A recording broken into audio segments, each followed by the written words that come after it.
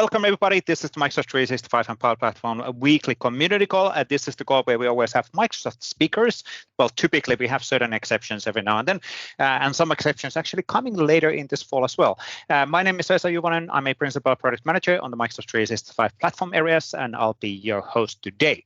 Now, we'll start with a typical set of agenda. So we're going to do a quick English is so hard. Quick recap on all of the things what is available for you to get started on building experiences within the Microsoft 365 and Power Platform as well. Then we cover the latest news across Microsoft blogs. A lot of news actually this week, more focused obviously on the big announcement, especially Microsoft 365 side related on Copilot. The AI stuff has been more available on the Power Platform before this, but now it's also coming on the Microsoft 365 side. Then we'll do the group photo together with those people who are willing to enable the camera, and then we go to the real stars of the day, who are Wahlin and David Rousset and Kishor Subedi. So nice balance of AI stuff and some metaverse stuff and cool 3D worlds, and then Power Automate stuff as well. So a lot of cool demos in the agenda today. Now, let's do a quick recap on assets which are available. We're not going to spend too much time in here, but we have our YouTube channel available where you can always check the recordings afterwards and individual demos. We do publish at least one demo video every single business day within that channel, including Thanksgiving, because it's a it is a business day outside of US. From there, you want to subscribe and stay up to date on what's happening across the Microsoft 365 and Power Platform with this awesome demos, partly provided by you. We also have the LinkedIn group discussions and updates to stay up to date on what's happening. We have a lot of open source assets available, but as it might be a bit difficult to find the relevant sample for you directly from GitHub, we have the centralized sample galleries available, which is targeted for a specific assets. And there are a lot of assets and URLs available. So luckily everything is aggregated to this one URL, which is the AKMS/community/home. So go there, you will find all of the different awesomeness which is available for you to take advantage. Now, we do have quite a few different community calls, and this is the Tuesday community call every single Tuesday, 8 a.m. Pacific time, which is the Microsoft presenters. On top of this, we have then Power Platform and Office Silence monthly community calls. Power Platform especially is for community presenters, which is really cool. And the same applies for the bi-weekly calls, which are the Microsoft 365 and Power Platform community call and Viva Connection SharePoint Framework call. Those are happening every single Thursday, 7 a.m. Pacific time. So either one of those calls every single week. That does mean that every single week we have at least 2 different community calls, which you can stay up to date and join and have fun with other people in the community. Now, you don't have to join on all of those calls. You can catch the recording afterwards. Please take advantage of our meetup setup, where you can always go and double check what are the agenda items for the upcoming calls. So you don't have to kind of join on the calls and be like, not interesting agenda items for me. You can actually see those as you sign up for the meetup service, which is the link /community/meetup. Now, I did mention that some of the community calls are for community demos, and this is a great way for us for learning each other. So rather than just Microsoft explaining to you how we're designing things to be used, it's actually really valuable for seeing how people are implementing things in real world. And that's the opportunity here as well. Also a great way of getting MVP status if you're interested on that, or getting a practice and exposure for the community as well. So please do sign up if you're interested on presenting. We will help you all the way from a title, descriptions, and also presentation reviews if needed, if you're volunteering for these demos. AKMS/community/request/demo. Now, we do have a lot of assets available for getting started in Microsoft 365 Cloud. We have the Microsoft 365 Developer tenant, where you can subscribe to Microsoft 365 Developer Program, where you subscribe, and then you will get a free Microsoft 365 Developer tenant for every single 90 days, and it's renews automatically as long as you use it for developer purposes. On top of that, we have a lot of learning material which is evolving all the time.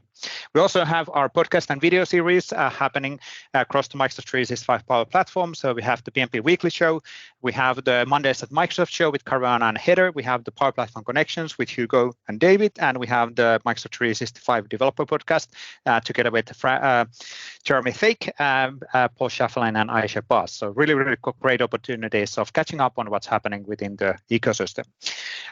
Coming back on the samples, we mentioned that there's a lot of them. There's actually more than 1,700 samples available within this one centralized location. We're trying to make it as easy as possible for you to find the relevant sample from the Microsoft provided samples or from the community provided samples. So if you go to the AKMS/community/samples, you can go there. You can easily find all of the cool samples which are getting shared with other community members. Now, as you find a sample, you might be wondering, okay, now I'm in a GitHub. What does that mean? Oh my God. Or coming back on the thing that you want to present, but you're not quite familiar on how to get presented. We got you covered. And David Warner is on the call explaining what is sharing is caring and how it can help you. Yes, thank you, Vesa. Friends, we are so excited for Sharing is Caring because, as you well know, or maybe you don't know, it's a program that's here to provide hands-on guidance. What does that mean? It means we're going to join live Teams calls together, walk you through how to do things like pull requests and forks and branches. What are all these things? We're going to explain it. We're going to work through it together. You're going to leave feeling confident and comfortable and ready to tackle the community world. So, free of charge, aka.ms/sharing is caring. We've got a Power Platform Samples contributor scheduled in October, just a week after the Power Platform conference. So as you go learn all those exciting new things, you are going to want to come back and contribute, and we're going to be there for you. Safe space, no recording, ask any and all questions you want. And we just had a live stream yesterday that recorded that exact session. So we'll be starting to share that out if you want to get it as a preface to some of these live calls so you can still get those hands-on experience.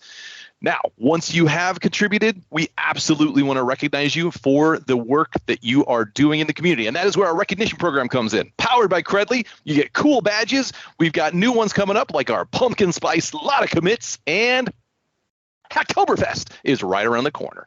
Next week, actually, is October. So get those commits and pull requests all ready because we've got some fun and exciting new badges for you coming up at the end of this year. So absolutely free of charge. We cover the cost, ak.ms/community/recognition. Vesa, back to you in Finland. Excellent. Thank you, LA. You're speaking faster than I do today, so I need to really speed up the discussion so that everybody can actually follow up on what I actually are talking. That's now, or maybe I'll switch to Finnish just for the sake of it. No, just kidding. Now, let's recap quickly on all of the big events which are coming up. So first of all, Ed 365 EduCon is happening 3 times in a year, and 2 of them are already done. Chicago is happening October 13th to November 3rd. A really, really great opportunity in the Northern American side for joining and meeting up with the community. Now, next week, we also have the Microsoft 365 Power Platform Conference happening in Las Vegas at the MGM Grand. Great opportunity. A lot of people are already signed up and registered there. It seems to be a great event coming up there. Awesome to see the pictures from there next week. Now, a bit later in the November, we also have the Microsoft Ignite coming up at the Seattle Convention Center. I've been there so many times within my past career within Microsoft. The great opportunity again, meeting up the latest, catching up on the latest from Microsoft, meeting Microsoft people and other community members. And then we wanted to remind next spring, April 13th, May 1st and 2nd, we actually have the Microsoft 365 conference coming up at Orlando. You probably want to mark your calendar on that one already so that you're able to take this into account in your next calendar year budgeting, because the budgeting season is starting pretty soon as well. Good to be aware of that. Now, on top of these, there's a lot of different other community events happening. For example, this week we have the Collab Days National Museum of Computing, Bletchley Park, happening at Bletchley, UK. Just a good example of a free community event where people can go catch up with the latest what's happening and talk with other community members and Microsoft employees as well. A lot of those are happening throughout the world. Please have a look on the full list of events at communitydays.org. Now, quick recap on the news side of the house. A lot of news this week. We're not going to go through all of them. Just going to call out for Microsoft 365 side. This was a big week. Last week, we announced the Microsoft 365 Copilot general availability coming in the 1st of November together with Microsoft 365 Chat. So really cool opportunities for customers. And also, there was a great blog post related on how to transform work with plugins for Microsoft 365 Copilot. So how you can build your custom plugins for Microsoft 365 Copilot as a partner or as a customer. So take your business data or LOB data or ISV data, in the context of that AI through Microsoft 365 Copilot. Really, really cool scenarios over there. The Copilot GA, as mentioned, is happening on 1st of November. Other than that, a lot of other cool announcements happening across the different areas. So we're not going to list all of them. Thank you, David, for pasting in the links within the chat. Now, before we then go to the actual starts of today, for the demos, let's do a quick group photo. I was supposed to actually adjust the view already, but let's see. We can do that still. So let me go to together mode. I will drag and drop this in a second. There we go. You can actually see the screen now. We are pixel perfect right now. This is looking good. How do I change the scene today? Today is in here. Okay, cool. Every single day, the buttons are in a different location. Sounds familiar, right? So here we go. A bit of a different thing. Cool looking hats on the top. Yeah, that's actually really cool. We still have few seats on the room. I will start Camtasia recorder. 1 second for that one. And there we go. And I guess we are starting to be ready to go. I will put myself in the picture as well. And then it went pixelated. No, we can still do this. It's okay. It's a bit pixelated. It's a real world. And let's do some hand waving. Everybody will capture a GIF animation out of this. I can still recognize a lot of familiar faces in the screen as well. Excellent, brilliant. Thank you for joining on the community. And dog in the middle. Yes, we have dogs on the middle. Excellent. And there's the pixel perfect rendering again. Awesome. Thanks everybody for joining on that. And the picture is the dog was smiling as well. That was really good. Cool. Let's then go to the real stars of today. So we'll start with Dan, and then we go to David, and then Kishor. Cool demos coming up today. But Dan, I think you are ready to go, right? I am. It's good to be back, folks. Vesa, thanks for having me again. And for those that haven't been with us, we're doing a whole series that I'll walk you through. Today, we're going to talk more about AI. And today's theme is going to be just because you can doesn't mean you should. So I'll explain what I mean. So for those that don't know me, my name is Dan Wahlin. I work with our Cloud Developer Advocacy Group, and I'm excited to talk with you again. So let's jump right in here since I have limited time. So we're going to talk today about assisting users with AI, and this has been the theme for a bit. And we have 5 general sessions we're covering here. Today, we're going to talk about one that's a little more interesting, and I'll explain what I mean by that. And that is using Azure OpenAI and GPT prompts to convert natural language to SQL. Now, I'm going to give a little story to start this. Second job, I guess I had the opportunity to work with DBA. His name was Lance. I owe a lot of my career to Lance because he walked me through all the security implications and how to get, stored procedures and tables right in SQL Server, things like that. So I spent many years working in the world of databases and then moved on to consulting and did it, even more there. So the reason I mention that is some of you may be in that role where you're not only doing the development side, but you also have to handle maybe some of the database side, and about some of the security implications. So what we're going to talk about here is what you could actually do with something like Azure OpenAI and use it to be more friendly to users, but there might be a few things you want to think through. So before I jump into the rest of that, let me walk you through what we're covering again. So we started off, and these are all recorded if you missed them, with introducing the sample and the general concepts we're going to be talking about. 3 general pillars. The first is AI, communication, and then organizational data is the other one. So last week, I went in to create an Azure OpenAI resource and deploy a model, showed how to use Azure OpenAI Studio and a few other things. Again, this is all recorded, so don't worry if you missed it. But today, we're going to cover this natural language to SQL. And then the next 2 weeks are going to be some more on AI. And actually, my colleague, Aicha Bosch, is going to help me out here, and she's going to be taking the next 2 weeks. Now, once we get through those, we're going to get into communication features. This will be Azure Communication Services, talk about adding phone calls, SMS messages, email, things like that to apps. And then we'll wrap up with bringing organizational data. This will all be with Microsoft Graph and Microsoft Graph Toolkit and some of the new things you can do specifically with Microsoft Graph Toolkit. Now, I'm going to call this session, though, the just because you can doesn't mean you should session.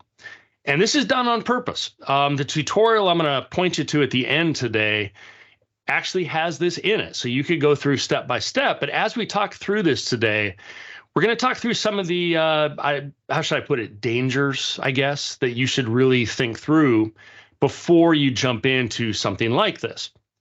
Now, let me move back over here to the app. And for those that haven't seen the app before, it's a really simple line of business app with the data grid, does have some security with login, has multiple AI features, communication features, like I can actually call phone numbers from the app, send SMS messages, things like that. But today, we're going to talk about this good old data grid. I mean, who doesn't have a data grid in their app at some point? Check out the customer query here. Get the total revenue for all orders, group by company, and include the city.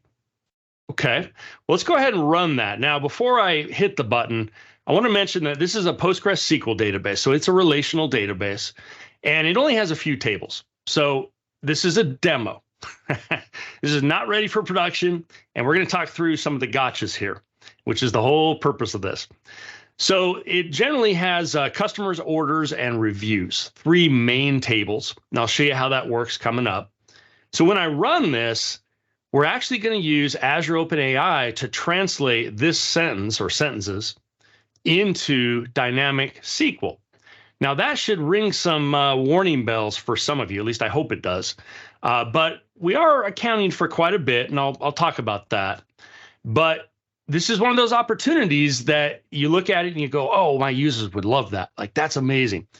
And then if you don't have that background in, securing databases and queries and things like that, that's when you might be walking down the danger zone if you've seen Top Gun, the movie. But anyway, so here's an example of what it just did. So let me reset the data. I'll run it again. And there you go. And as you can see, it's pretty fast, actually. None of that was cached.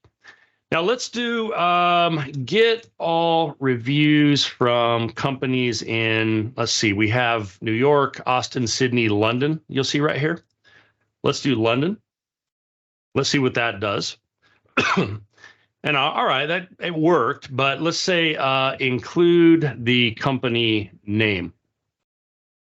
Let's go ahead and run that. All right, that's a little better. Now we have the company, the review. It's a 1 through 5 scale, those type of things, date, comment, things like that. Now, there's a lot more we could do on this, but what I want to show you and spend the rest of the time on is what's going on and some of the gotchas and the just because you can doesn't mean you should. All right, so let's jump into that. So first off, you'll notice down here at the bottom of my UI, I have the console open in VS Code. And these are the actual queries that are being returned from Azure OpenAI. And you could use this with OpenAI too, by the way. So select c.company, r.star from customers, interjoin the reviews, where city. Now this is good though. So we're doing parameterized queries. Okay, so that can get rid of our SQL injection type attacks. That's the first thing you'd have to worry about here. And then it looks like we have a very similar one right down here. And if I scroll up, you'll see some of the others. Let's see, that's the reviews one. Yeah, here we go. Select the company, city, the order total from the revenue, interjoin on orders, group by company and city. Okay, so pretty standard SQL queries, right? Now, let's talk about the just because you can doesn't mean you should, though. So the first thing is this is the function. This is the API that's being called. So the client side sends that data that you saw right here down in the text box, and it sends that up to an API. In this case, it's a TypeScript API, but we're also going to have C# and Python pretty soon. But you'll notice this gets SQL from NLP, Natural Language Processing, is what that stands for. Now, what this does is it reads from a schema, and this is a very high-level schema, actually. This is it right here. You could certainly go way more detailed, but this basically is on the server side, making it aware of what are the tables, what are the columns, and those type of things, okay? Now, obviously, this is not something you'd ever want to share outside of a secured environment, Okay, so this would stay on the API side. That we can take care of easily. Now, moving on down, though, we have two prompts here. So what we're going to do is we have what the user wants to do, but we need to set up some ground rules. And we're going to do that through this system prompt, it's called. Now, the system prompt, think of that as all the rules that OpenAI needs to follow in order to get back the data that we would like to get. So notice it's a natural language to SQL bot that returns only a JSON object and the parameter values in it. And the SQL is going to be against a Postgres database. And then we say, here is the schema, and we embed that schema in there. Now, this is kind of gotcha number one. With Azure OpenAI, all right, you have all the security, all the responsible AI rules around this, the guarantees that we provide. With some of the others out there, you don't. So you would be sending that schema up, and it could be used for training. All right, it would not be in this case because this is Azure OpenAI. But I do want to point that out. You have to be careful as you send prompts up, whatever you're using, because there's a lot of open source models out there that can be used now. There's obviously the Azure OpenAI and others. Are they using your data for training purposes? So that's something you'll always have to ask, especially in business scenarios like this. Now, in this case, we're okay because I am using Azure OpenAI. Now, some of my rules: convert any strings to a Postgres parameterized query. Okay, that's good. That can prevent SQL injection attacks. All right, and if you're not familiar with those, there's a lot of hacks you can do, bad things, to, I don't know, drop databases, drop tables, things like that, if people embed actual strings into a SQL query and then execute it dynamically. Now, those of you that work a lot with databases, you know exactly what I'm talking about. But if you haven't, definitely something to look into. Look into SQL injection attacks. Not a good thing. So this prevents that type of thing with the parameterized query. And you saw that earlier. If we go back down to here, let's go to the bottom and right here. So you'll notice that $1, and then we're passing this in. So the database will take care of that in this case. Okay, now let's move on though, because there's more things you need to worry about. Now we give it a couple, and in this case, we call it one shot or multi-shot, few shot. These are samples of what it might look for. So display all company reviews, group by company. Well, this is what we want the assistant to actually return back to us, okay? So notice we have a SQL in the JSON, SQL property, and then we have a param values. Well, again, that matches, let's go back to here, with what you see right here. All right, this is the actual raw SQL that Azure OpenAI returned. So we have the SQL property, there's our SQL query, and then we have the params values, which is an array of the parameters that would be substituted in. Okay, so move on to the next part. So we have a couple samples here. We say convert any strings to parameterized query. Now, didn't we just say that? I'm pretty sure we did. Right here.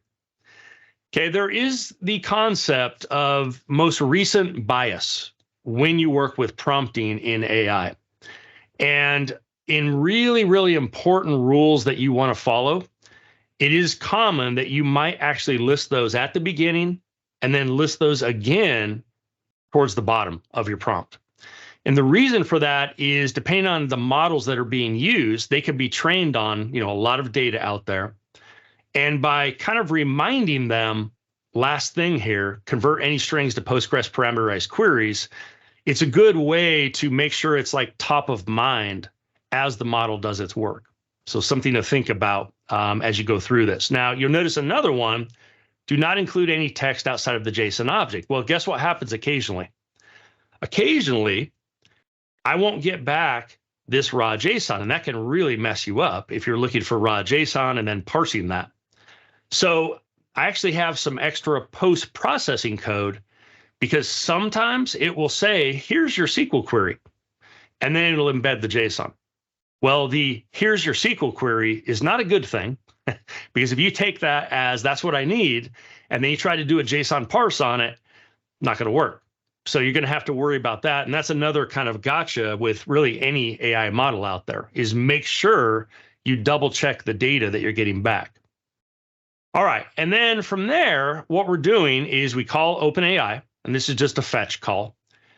We pass in this prompt that you see here, and we also pass in what the user typed. And of course, that is what you see right here. Okay. So far we have this system prompt, we have a user prompt. We're going to send all those up with these rules. Is that enough? I mean, we have parameterized queries, right? No, still not enough. A lot of security implications to think about. If for those of you that deal with stored procedures, for example, or just procedures in some databases, we can lock those down to certain groups, if you will. Now, we have to kind of run this as permissions that the app has, not nearly as granular, or we could run them as permissions of the user. Okay, that would be more granular. That is not built in here. So that is absolutely another thing you would need to think about, because what if they try a query that most users are allowed to get to this table? Let's call it table X, but not all users. All right, we need security for that, of course. So some more things to think about. Now, what I do once we get the data back is we go through, and the OpenAI will actually extract the JSON. So it'll make sure there's no other text and extract it. And if it can't, then it'll return an empty object. We then parse those JSON results. And then notice what I'm doing here, though. All right, is prohibited query. Could I come in and do this? Drop table customers. All right, something like that. Well, yeah, I could. Now, hopefully the security would not be allowed to even allow that to run, but yeah, it's a possibility. Notice I get prohibited query here. And again, this is the just because you can doesn't mean you should. You're really going to have to think through. This is a really simple thing I did. I just threw in a bunch of keywords that I would never want in this case. And you can see an example here of those. And then I checked, does what the user typed have any of these keywords? All right. Now, is that enough? I'm going to argue no. There's still even more thought that would need to go into this, but I'm out of time. I'm going to move on here. So I want to wrap up with, again, just because you can doesn't mean you should. That's a super cool feature. It's also a feature you would really, really have to think through. And that's the whole emphasis. And that is going to set us up for the next couple weeks of AI, where we're going to talk about some scenarios that aren't generating dynamic SQL, not nearly as dangerous as that. But to wrap up, if you want to learn about some of the other areas you might want to think about, from the security to what we call post-processing, that's checking for banned keywords, for example, and the list goes on and on and on, then you can check out this tutorial. If you scan this code, or you can go to this link right here, this will give you some insights into that. And it's actually going to walk you through not only setting up the Azure OpenAI, but also it'll walk you through that exact demo that I just ran with all the caveats of just because you can doesn't mean you should. I'll leave you with that. And next week, Aicha is going to be here for the next 2 times on AI. So look forward to that. With that, Vesa, I'll turn it back over to you. Excellent. Thank you, Dan. Thank you, Dan. Really cool. Awesome storytelling as well. Points for that, additional points. So really, really good. A lot of discussion on the chat related on AI-based SQL injection. So this one was good. Awesome stuff. Now, the next we have David Rousset, who's going to talk about building Dynamics 3D worlds in the collaborative way using Microsoft Teams AI. David, are we really combining then AI and metaverse? Is this what we're talking about? Yep, thank you. So I'm going to share my screen. Hope you can see it normally. Yep, we got it. Take it away.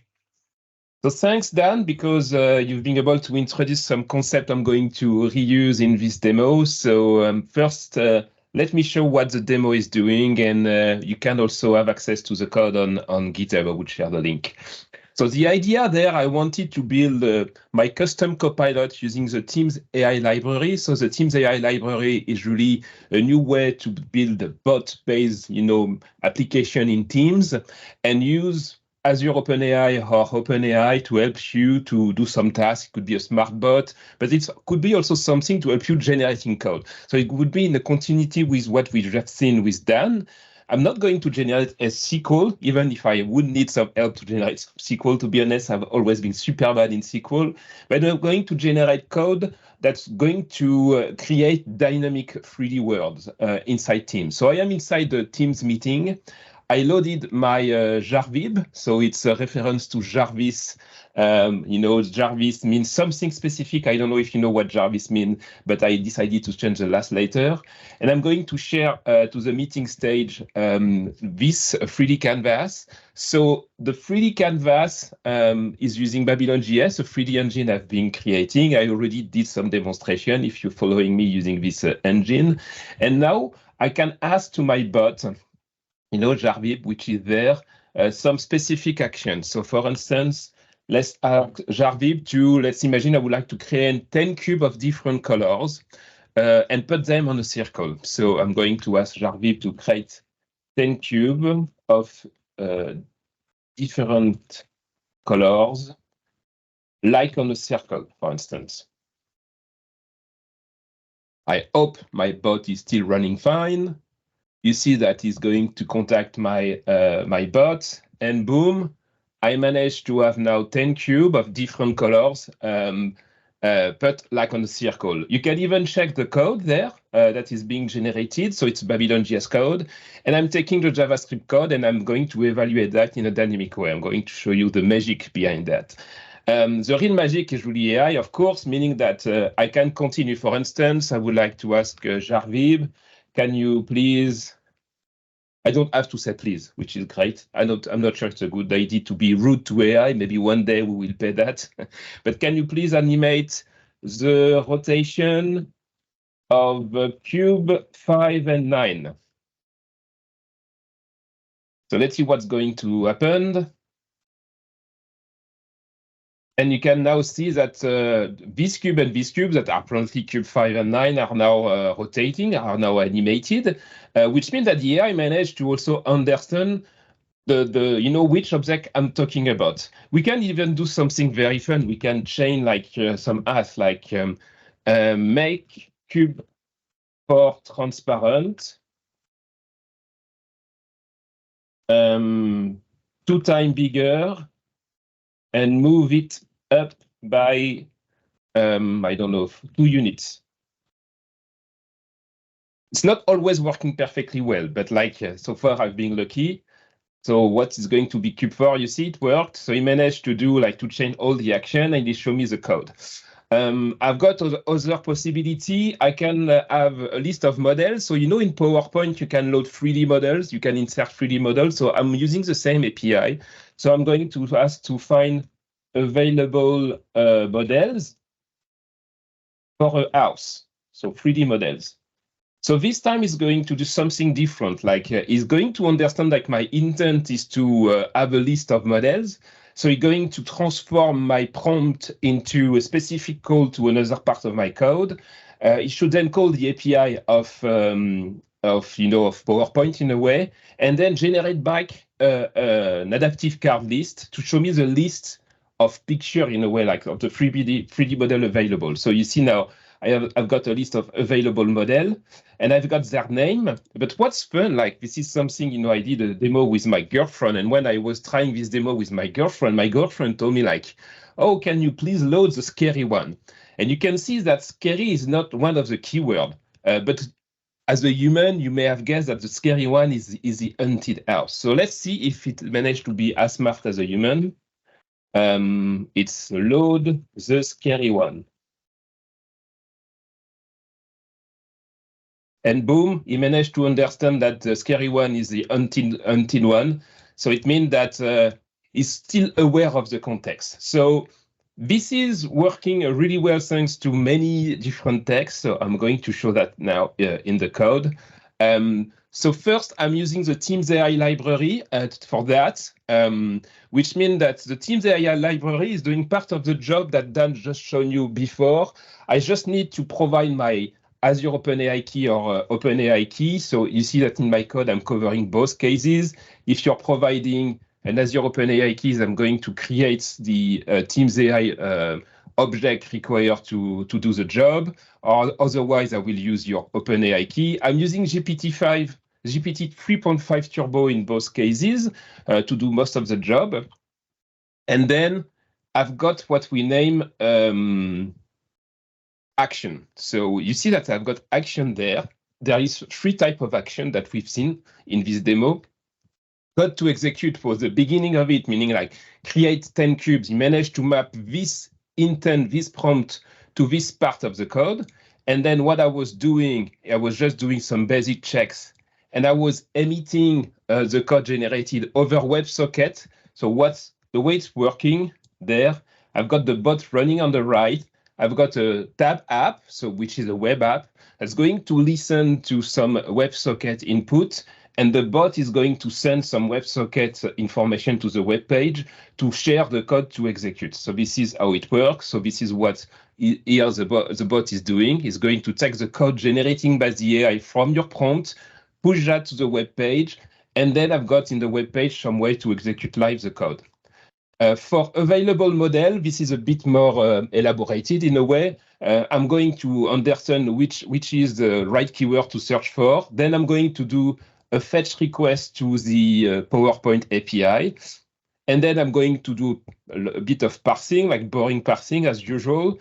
And at the end, what I'm going to do is to chain that with, can you please display the list of model? And we're going to see how it works. Finally, we have load this model, which is pretty simple because load this model is just going to take the name of the model that is currently being displayed in the list and then do a simple load query, like it's simple Babylon.js code to load the object in the current 3D scenes.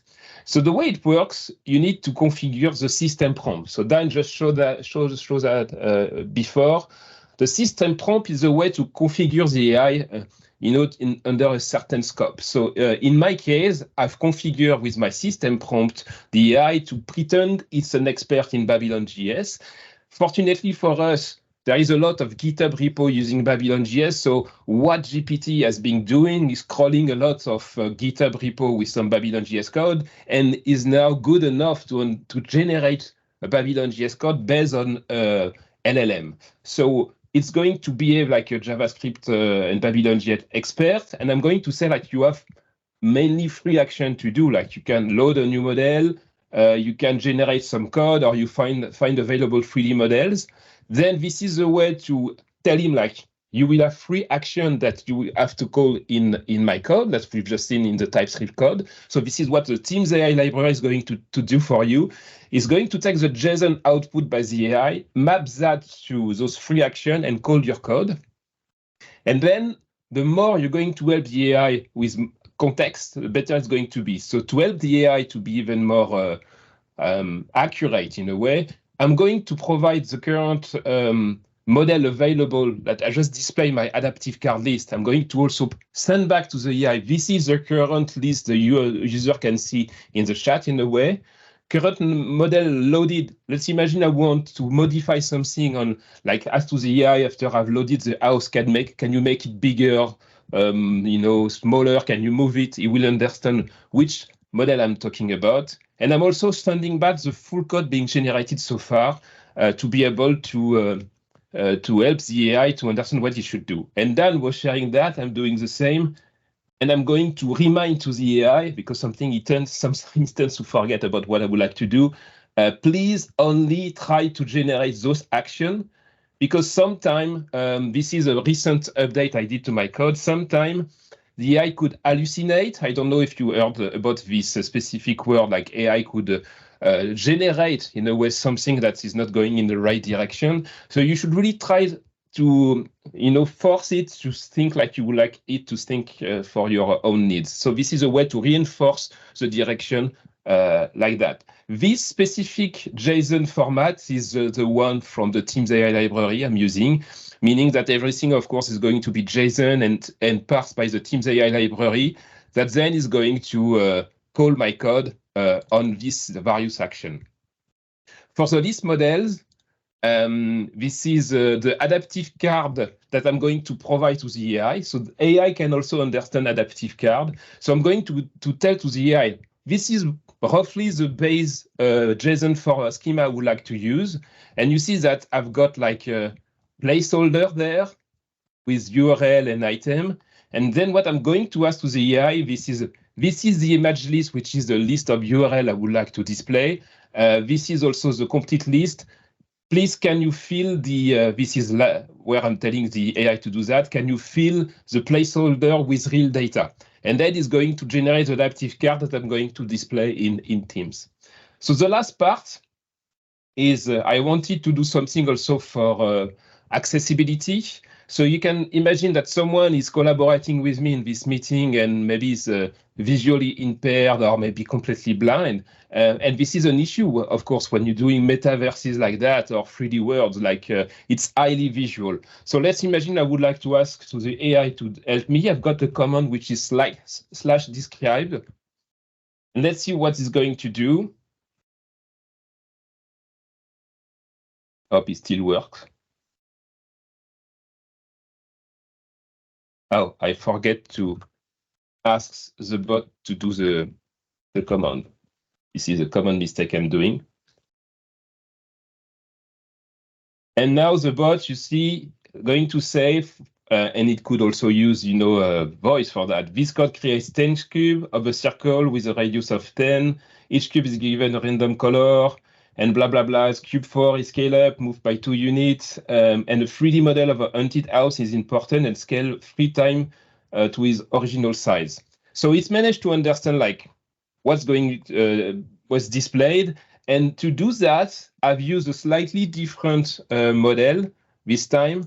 You see that in the config JSON, this is something you can also fine tune in Teams AI. You can use the classical, properties of Azure OpenAI or OpenAI, like temperature, like you should have a look to the documentation to understand what it does. But you can change also the model. So in my case, I decided to change the model and to use Text DaVinci in my case. And this is what the prompt did. So most of the time, what's fun when you're playing with AI, you're spending sometimes more time designing your prompts and writing your code now. And this is like a simple prompt I managed to build. So if you like to play with it, this is available on my GitHub. So you will have a README to follow how to set up it and play with it. And you simply have to go on this specific URL, github/DAVROUS, which is my Microsoft alias, and jarvib. And you will have the code. And jarvib stands for just a rather very intelligent bot. So if you know Iron Man, you knew about Jarvis, now you know about jarvib. And this is everything I wanted to show you. Thanks a lot. Back to you, Vesa. Excellent. Really, really cool. Awesome technical demo. And I love the fact that there was a good discussion on the chat also about what would be the real world scenarios on that. And there's a lot of technical scenarios there. This is more a technical demo, but there's a lot of interesting scenarios on this as well. I like, by the way, David said, explaining, for example, I could see manufacturing companies who are meeting with customers or prospective customers to show off the details and products and prototypes. A really good example of how things could be done. So awesome job. And good example of the AI generation stuff as well. Excellent. Thanks. Excellent. David, if you don't mind, can you paste in the link on the chat? Excellent. David Warner actually did that. That's all good. And then next we'll move to Kishor, related on develop and contribute to Power Automate Designer. Kishor should be in a call. Can you guys hear me? Yep, we can hear you fine. Teams Awesome. has been working a bit strangely today, so we should be fine. All right. And I see that I was not able to share, but now someone has given me control. I didn't know that feature existed in Teams, which is awesome. So let me quickly jump onto my screen. Please let me know when you can see my screen. Yep, we got the screen. Let's go to the presentation mode and we'll move forward there. Excellent. Take it away. Awesome. Thank you, Vesa. Thanks, David, for inviting me to this call. I'm super excited to be presenting this new program in Power Automate that has new program and the first program of its kind. And I'm super excited to be presenting to this vibrant community. And I've been participating in these calls, and I really love the excitement and enthusiasm that the community is rallying around in this call specifically. So today we'll be discussing how to contribute to the Power Automate Designer, right? So we've open sourced the new designer, and we'll talk a little bit about what this new designer is and what does this do, what kind of contribution that you can make to the designer. And again, if you have any questions, you can always ask me. I'm a PM on Power Automate. I've dropped down my email as well. So if you're interested, if you have any questions or clarifications, I'm more than happy to assist you. So the headline is the new designer will GA soon, right? So the new designer that you're seeing on the right, that is the Power Automate designer on the web. I don't know if you are aware of Power Automate, but Power Automate essentially lets you create automations or workflow automations, as we like to call it, in a citizen developer friendly way or in a low code, no code way, right? Like think about all the repetitive, boring tasks and manual tasks that you've had to do, like copy files from Excel to OneDrive or copy items from SharePoint to Teams, or when a Excel rows value changes or when a SharePoint columns value changes. This is urgent. Just send me a Teams message, right? Like these kind of repetitive tasks that you do. What if you could automate it? So that's the purpose of Power Automate, right? Like it just in a very layman way. And the designer helps you create those automations, what we call flow. So you're seeing on the screen here a flow or automation on the designer, and this is the new designer that is gonna get generally available very soon, right?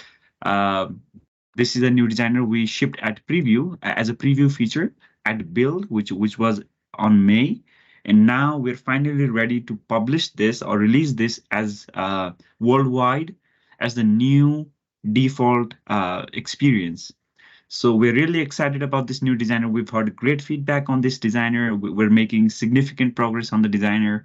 And the cool thing about this designer is it's open source, right? So you as the community can contribute to this designer. And what does that mean? That means that you can write code that shows up in our designer in both Logic Apps and Power Automate. So Logic Apps is another Microsoft product. So we're both on the same designer. So what we essentially did is our designer is based off of their designer, core designer repo. So any contribution that you make to the core designer repo, it shows up in both of the Microsoft products with more than 10 million monthly active users. How cool is that, right? So that is a totally new paradigm that we are following right now, where again the product team, the engineering team is super is worked out trying to build features and trying to address customer pain points. And how cool would it be if the community itself, instead of waiting for the product team for months or weeks or months or years even to ship a particular feature or ship a particular bug fix, what if the community instead could code and contribute to the designer itself? Right. So that's the whole idea here. And again, this designer, the code for it, the UX for the designer is in TypeScript. Again, if you are looking to contribute, you should be pretty familiar with GitHub and Git, the version control mechanisms. The language is TypeScript again. And using TypeScript, Git, and GitHub, you can either contribute to issues, which are bugs essentially, or you can write a whole feature. Let me show something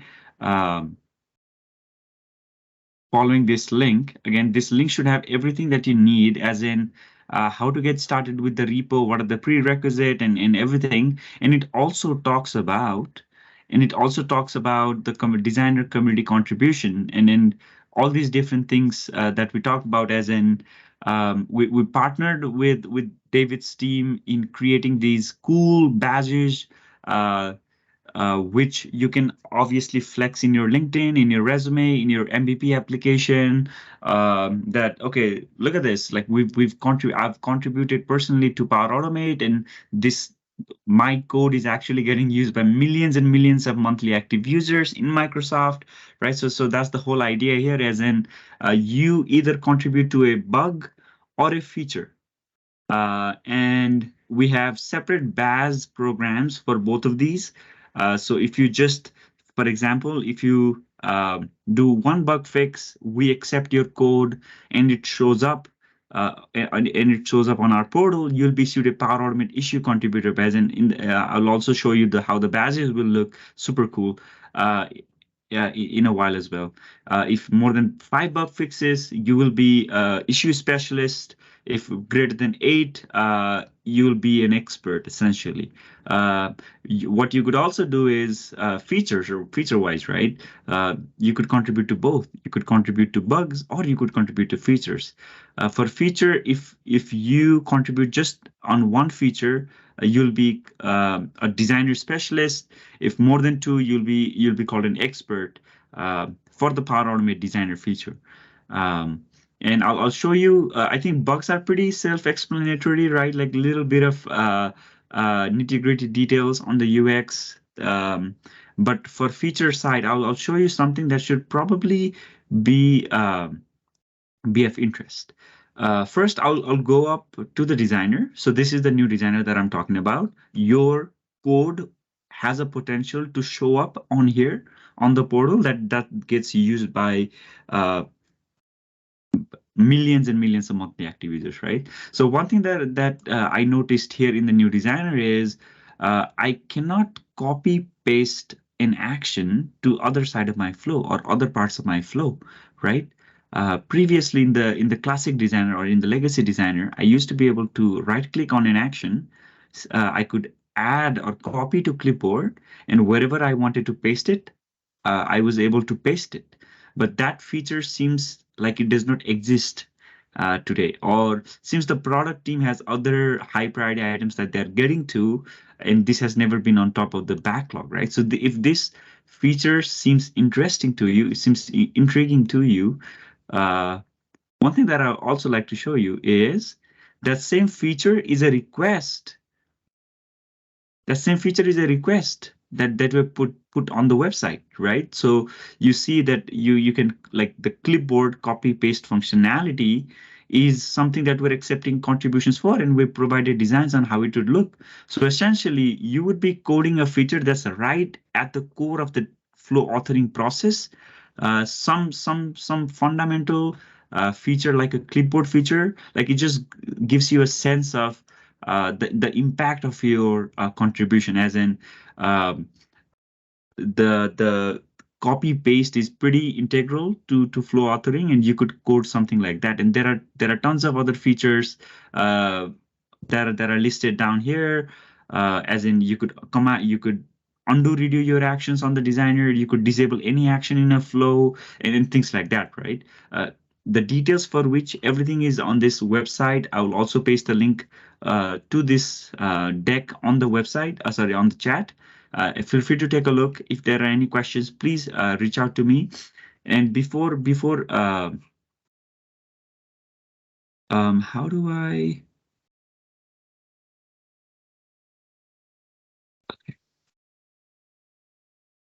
And before I drop off, I also want to show you how the badges look. Right, so this is a sample badge, and again, thanks so much to David for creating these badges. These look awesome. This is, again, as I said, there are 2 buckets, the features and the issues. So there are 2 separate badges. So it's an opportunity for you to contribute to both as well. Again, it's being awarded by Microsoft 365 and Power Platform community. You get a star. That's for the starter contribution, and again, as you move up the specialist and the expert kind of rank, the stars start getting added to this badge. So if you contribute a lot, for example, if you contribute 2 or 3 features, you will have 3 stars on your badges. Also, the year is 2023 because we issued these badges in 2023. Yeah, and again, these are the Credly badges that you must be aware of previously that will be awarded to you if we get a contribution that's signed off from our team. Having said that, I want to thank David and Vesa for giving me the opportunity to present this program. This sort of program we've never done before. So we're really excited to see where it goes, and just that idea of the community rallying around and contributing and helping other community it sounds really appealing to us, and that's why we made the new designer open source on GitHub, and we're starting this program to just evangelize that idea. Having said that, I will pass the mic to David and Vesa. Excellent. Thank you, Kishor, on that one. Really, really cool setup. Awesome to see more and more open source projects done also by engineering. And like Kishor was saying, first one in Power Platform side. Awesome to see the direction. So even Microsoft does open source across the different organizations and technology stacks and everything, which is really, really cool. Now, let's actually then summarize the call and go through what's happening next week. So first of all, next week's agenda for 3rd of October. Oh my God, it is already last quarter of the year. Next week, we'll have Waldek, who's going to talk about the latest on Microsoft 365 Developer Proxy. A lot of cool features on there. It's a brilliant tooling for helping you to do development within Microsoft 365. Awesome stuff. Well, he will explain all of the goodies on that one. Aisha is going to continue on use Azure OpenAI and GPT prompts to generate completion for email and SMS messages. So this is the series which Dana was covering this week and started already 2 weeks back.